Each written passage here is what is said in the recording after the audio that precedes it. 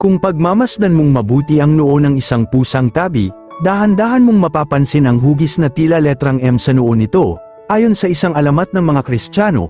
Nung isinilang si Baby Jesus sa sabsaban sa Bethlehem, malamig ang gabi at umiiyak ang sanggol, isang pusang tabi ang lumapit at humiga sa kanyang tabi, upang magbigay init gamit ang sarili nitong katawan. Dahil sa taos-pusong pagtulong ng munting hayop na yun, si Mary o ang Birheng Maria ay marahang hinaplos ang noo ng pusa, at doon umano naiwan ang hugis letrang M bilang tanda ng kanyang pagpapala at walang hanggang pasasalamat.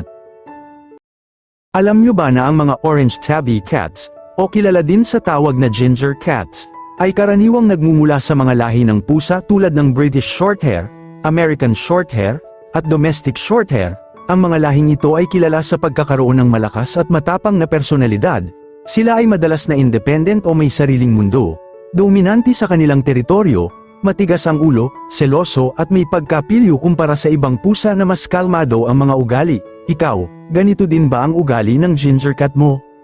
Ayon sa pag-aaral tungkol sa congenital deafness ng mga puting pusa, deaf o bingi ang karamihan sa mga puting pusa na may mga asul na mata. Kapag odd eyes naman ang pusa mo o magkaiba ang kulay ng mga mata niya.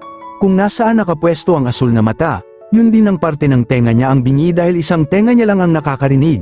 Mas mababa naman ang tsansa ng pagiging bingi kapag parehong dilaw ang mata ng mga puting pusa mo. Ikaw, bingi rin ba ang mga puting pusa mo?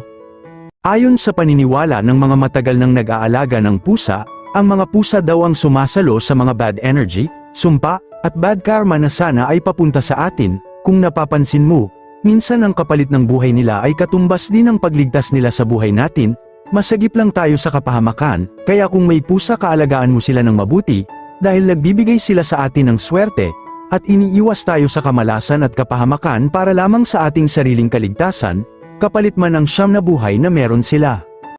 May mga paniniwala ang mga matatandang nag-aalaga ng pusa, na kapag hinahaplos o hinihimas mo ang ulo ng isang ginger o orange cat bago ka umalis ng bahay ay makakatanggap ka raw ng positibong enerhiya na magdadala ng magandang daloy ng swerte sa buong araw mo.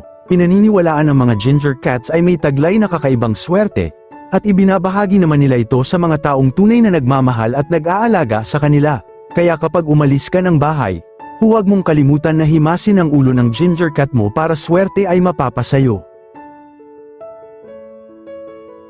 Alam ba ninyo na hindi lahat ng pusa ay swerte sa buhay dahil hindi lahat ay nagkakaroon ng tsansa na mabigyan ng mapagmahal na tahanan, sapat na pagkain, at tamang pag-aaruga?